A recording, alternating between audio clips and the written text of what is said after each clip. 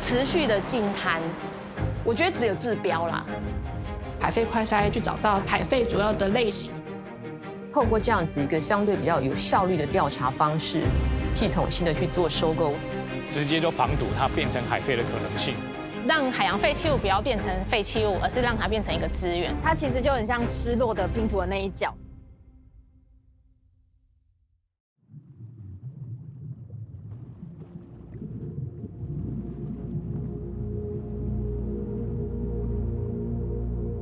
Water is the source of life.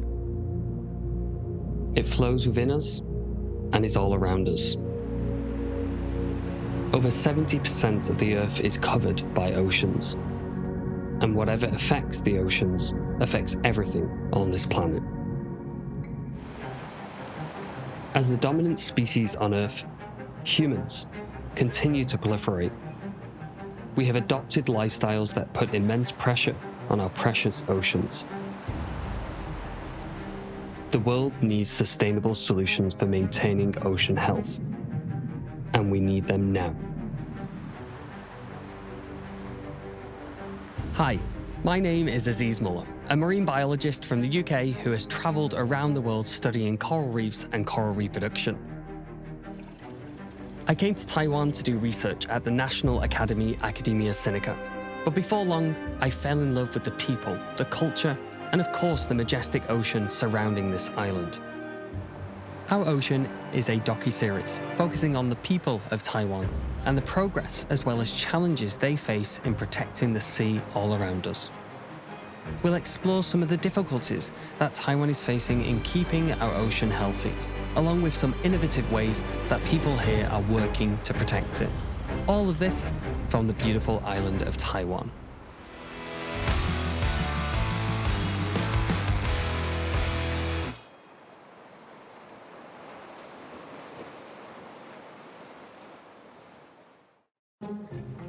Plastic, an amazingly versatile material that has transformed our way of life on this planet. But our love affair with plastic is causing massive problems for marine life. Experts estimate every year 29 million tons of this stuff finds its way into our ocean, choking marine life, damaging coral reefs, and spreading toxins and bacteria. During the pandemic alone, single-use plastic dramatically increased with the demand for PPE such as medical gloves and masks, and takeout containers. Experts warn that by the year 2040, 600 million tons of plastic could be floating in the ocean, all coming to a beach near you.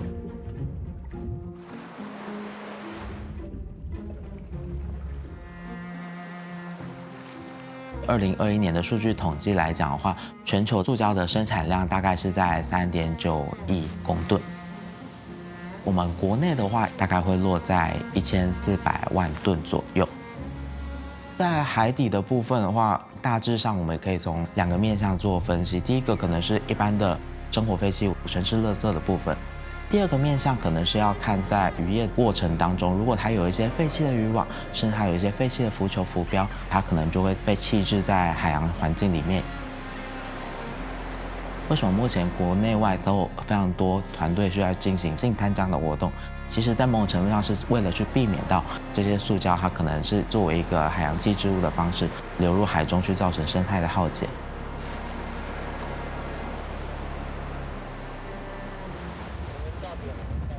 With the sheer amount of garbage in the ocean, people around the world are starting to take this problem very seriously.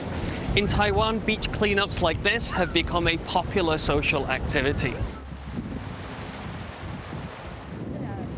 Groups of family and friends gather together with their local recycling agents and go to places like this and help clean the beach. It's a win-win. People get to enjoy time outside as well as do something good for the environment. But without the amount of trash actually in the ocean, is this actually effective? Tung Tai Ling is an artist who utilizes marine debris in her work, turning waste washed onto the shore into pieces of art. 这个如果天天来的话，10个人，这一段我只说这一段哦，我觉得应该要大概3、4天吧。假设以这样的海岸的话，大概要1个月才能清空。现在这个时候风还是会一直带垃圾上来，所以你捡完以后又来，捡完以后又来，通常要花1、2个月的时间，这样几百公尺的沙滩才有可能是净空。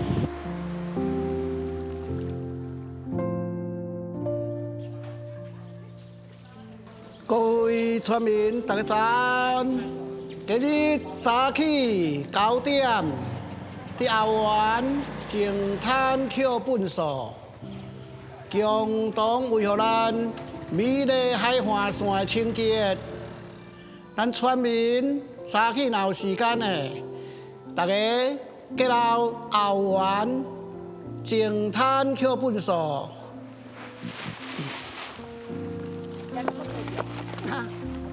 这个是自发性的，我们大家天气好，因为这些都是长者，年轻人都在工作嘛，所以说这些长者就会利用天气好的时候，再带他们一起上来，不清就会回复到以前20多年前就是升级到腰，堆积如山。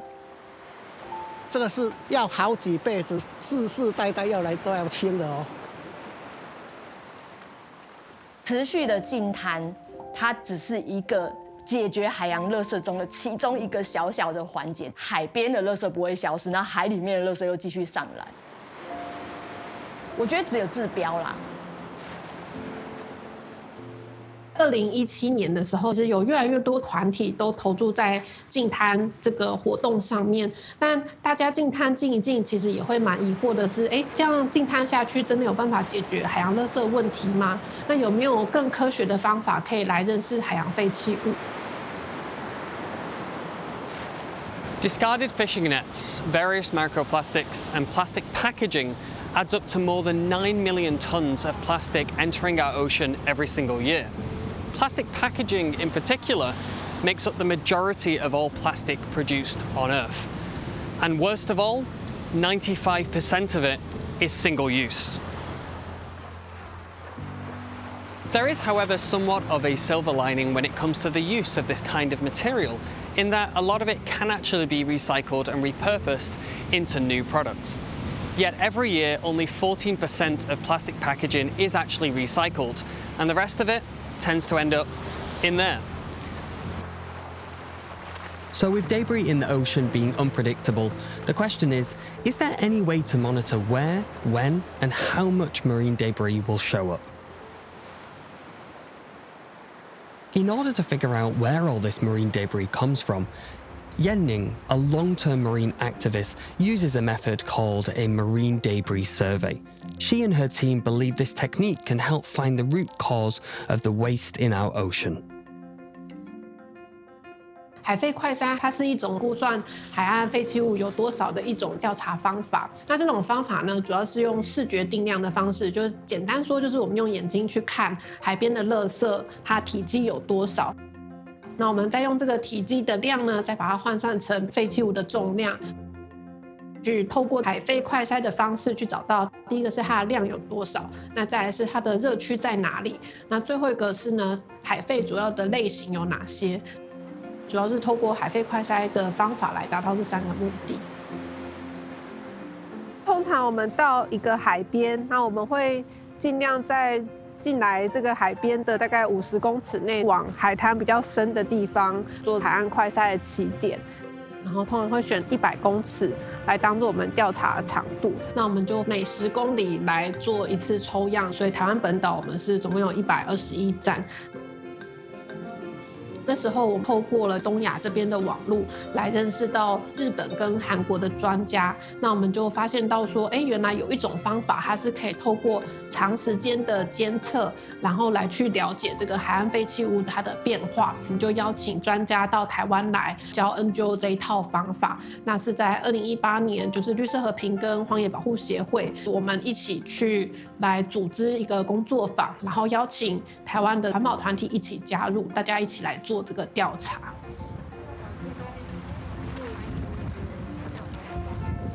在我们要解决一个问题的时候，最重要的是要先分析跟理解这个问题的根源在哪里。我们从哪里开始解决，就最快能够让整个问题就可以先解决，就用20%的力气解决80%的问题，那这样就可以看到很好的改变。那当然，海飞快拆它就是提供了这样的一个机会啦。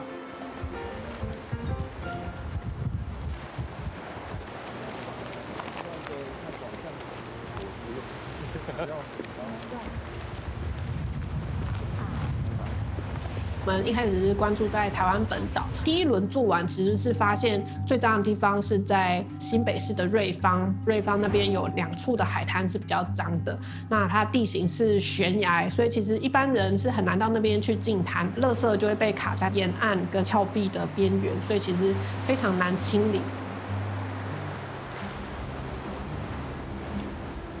后来加了调查外岛之外，就发现说外岛垃圾量又比台湾本岛多很多。就比如说澎湖啊、金门有几处的海滩，它的一个海滩的垃圾量可能就是台湾某些海滩的，比如说100倍、200倍以上。在台湾，我们这样子这几年监测下来，就发现说，我们废弃渔具占整个海废的比例大概是6-7成左右。那这个比例其实是相当的高，因为跟国外的比起来，他们的渔业垃圾通常占的比例不会那么高。但在东亚是一个渔业行为是非常频繁、非常兴盛的一个地区。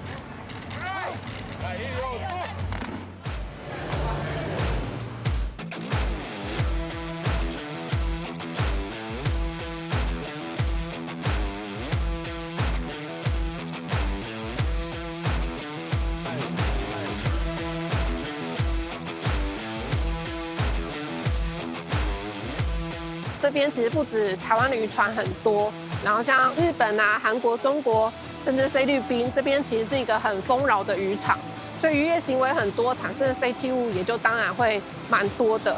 那再来就是这边也是蛮重要的航线，从船上产生的废弃物，其实或多或少也会抵达我们的海边，所以我们在想说，这可能就是为什么台湾的海岸上渔业跟这个航运产生的废弃物，它的量其实是比其他国家高的。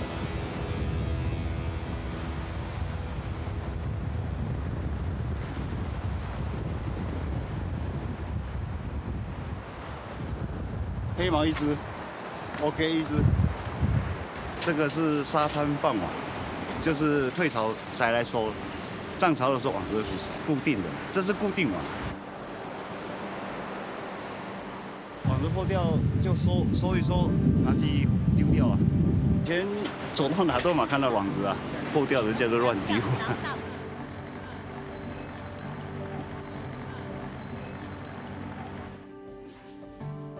The waste from fisheries is the first thing to face if you try to contain marine debris in Taiwan.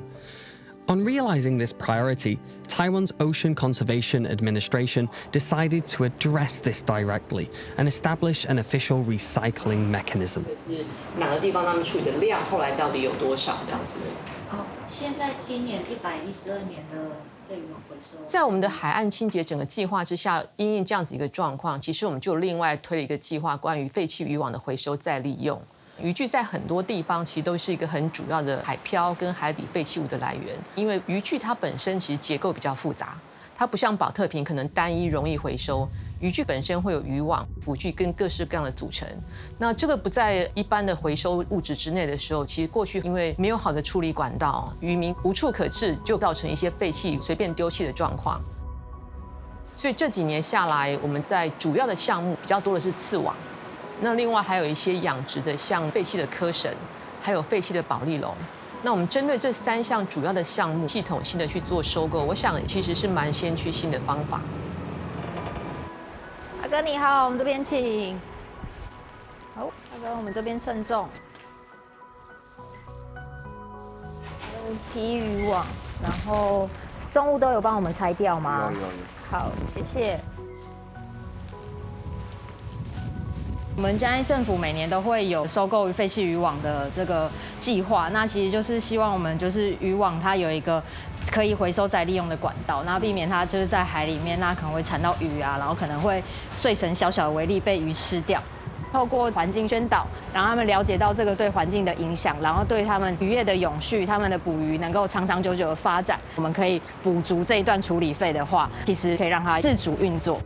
它其实就很像失落的拼图的那一角，就是当没有把这个金额补上的时候，其实它很难维持它的运作。那透过这样的方式，其实慢慢这几年在包括西海岸很多科绳的回收上面，其实受到了不错的效果。这几年累积下的量可能已经超过500公吨，有很多渔民也愿意把这些科绳进行回收。那我们希望透过这样子一个循环经济的方式，可以增加渔民把这些废弃的渔产品、渔网用品回收，而不要把它过去弃置。我想这是一个主要的目的。Using the marine debris survey method, we found the main source of marine debris to be from the fishing industry. Pairing that with tailored policy, we've cut fishery waste from its source. Now that some of the fishing gear and other plastic has made its way back onto shore, is it really possible to give them a second life? Can we make something of value with this waste?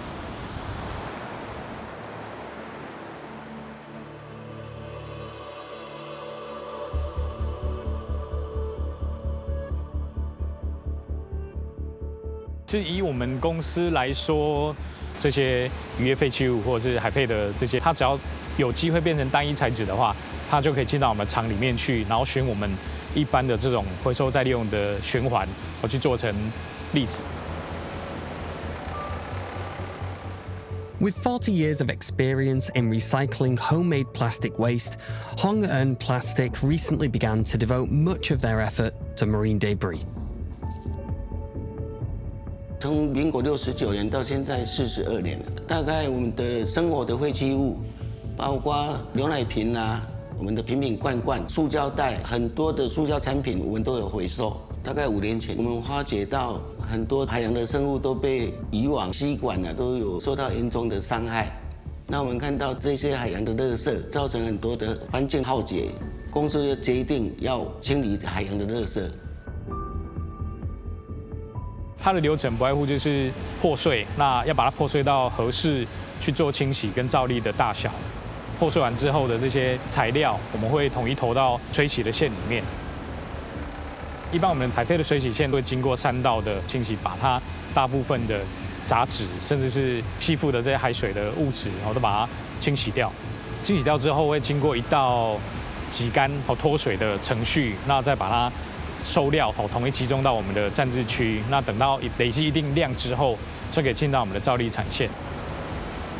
造粒产线它其实是用上百度的这种高温去熔造粒，去把这些塑胶的材质融化掉，经过1道滤网过滤杂质之后，然后冷却水的冷却，再把它做成塑胶粒子。这些粒子冷却完之后就可以入仓库或者是可以出货这样子。 通常重新再做塑胶粒，他们会必须要收集到非常大的量。像这种大规模式的，它可能一次就收了几百公斤、几千公斤的海洋废弃物。如果他们的对口又找到了适合的消费者，我觉得大家可以从每一个方向去一起解决海洋废弃物的事。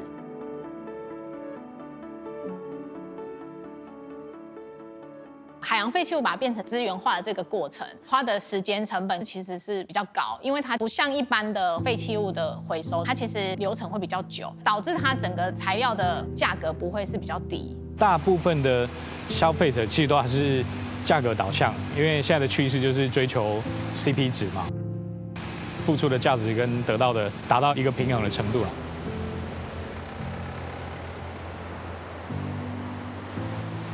The Marine Debris Survey is helping us to understand the source of the problem. Fishnet recycling policies are cutting fishery waste from its source. Plastic recycling factories like Hong Eun Plastic turn the remaining debris into gold. This all seems like a perfect chain of events that form a circular economy of sorts. Yet we still have to face the biggest problem. Are consumers willing to pay a higher price for products made from recycled materials? 这要洗要晒，就是讲说天哪，我的时间都花到哪里去？目前在这一面墙里面，其实海废产品高单价，在我们家就可以非常浅显易见。很多人会觉得说，哎，为什么我买一个这个浮球做的鱼，它可能就要400块？我们其实也直接会面对消费者，或者说啊，能不能再便宜一点啊？然后我们其实都会跟他解释说，你看到的这个产品，它是从海边捡上来，经过清洗晒，然后艺术家的创作才会看到这个东西呈现在你的眼前。它其实包含了非常多人的心血，而且希望透过你买的这个东西，又可以去传达这个东西背后的故事。所以我觉得在贩售海洋废弃物的产品，在理念传达上面蛮重要的，它不是就一个东西摆在这边，大家就觉得哦，这个海废做的就买了，然后就没有了。我们其实是很期待它这个产品在贩售的同时，就要富有教育的意义。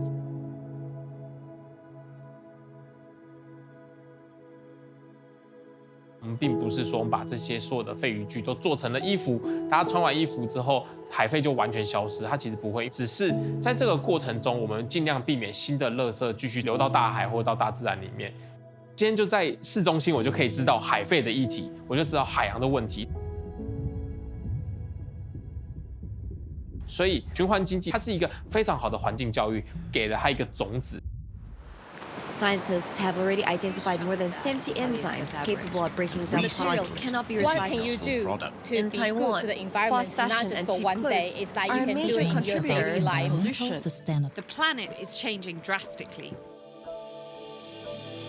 很开心看到，就是目前不管是更多的企业，或是更多的民间的消费者，大家对于环保意识的重视的部分。那我们确实在这个过程当中发现，有非常多的业者，他愿意从一开始全部都使用塑胶新料，去努力的做到使用永续材质来做这个产品的开发。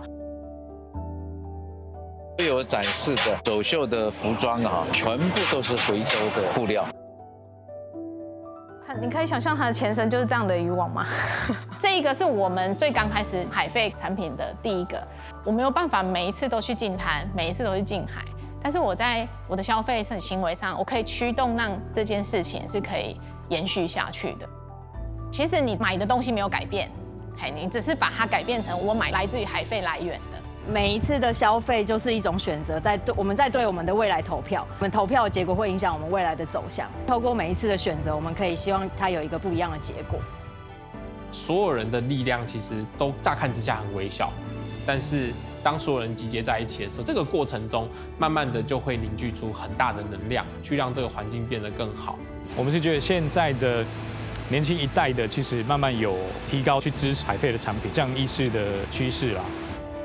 你可能也许没有办法亲自走到海边，但是你有办法可以支持一群人，也许有一天真的就把你带到海边了。Hopefully, in this episode, you've been able to understand and see the journey of marine debris both at the beach and in the sea. Sure, there is still a lot of work to be done. Of course, no matter how efficient we become at cleaning beaches and recycling, we will never get on top of the problem without addressing its root cause. The linear economic model of producing things from raw materials that we consume and then discard. And since we can't just wave a magic wand and make plastic disappear, we need to change our social norms as well as government policy to pivot our lifestyles towards a more circular economic model. That way we can use fewer raw materials and produce goods that can be used multiple times, conserving both energy and resources for all. Join us next time for more on how Taiwan is making a difference and what we can all do together in pursuit of a more sustainable environment for us all. I'm Dr. Aziz Muller, sending all the love from Taiwan.